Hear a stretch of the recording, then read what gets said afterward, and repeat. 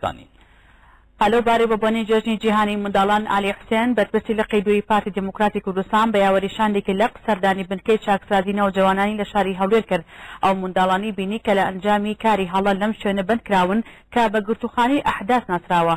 بەرپرسی لە قەیدوو دوای پیرۆزباییکردن لە منداڵان و نەوجەوانانی چاکسازی هەولێر تاکیدیشی لەسەر بایەقدان و خزمەتی زیاتر و پاراستنی یافەکانی منداڵان و دابینکردنی پێداویستی پێگەیاندنیان بە شێوەیەکی تەندروست و زانستی کردەوە. پاشان دیاری لقی بەسەر بەندکراوانی بنکەی چاکسازی نەوجەواناندا دابەشکرا. لەلایەکی دیکەوە هەر بە بۆنی جەژنی جیهانی منداڵان علی حوسێن بەرپرسی لە قەیدوو بە یاوەریشانێکی لەق نەخۆشخانەی ڕاپەڕینی منداڵانی لە شاری هەولێر بەسەر کردەوە لە هەواڵ و تەندروستی هەموو ئەو منداڵانی پرسی کە لە نەخۆشخانەکەدا خێوەندراون.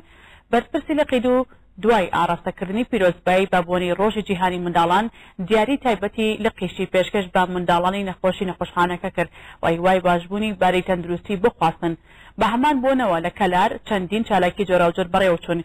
یەکێتی یافرەتانی کوردستان ئەنجومەنی قەزای کەلار لە نەخۆشخانەی گشتی ئەو شارۆچکەیە خەڵات و دیاریان بەسەر هەفتە منداڵی بێباوک و کەم دەرامەت دابش کرد.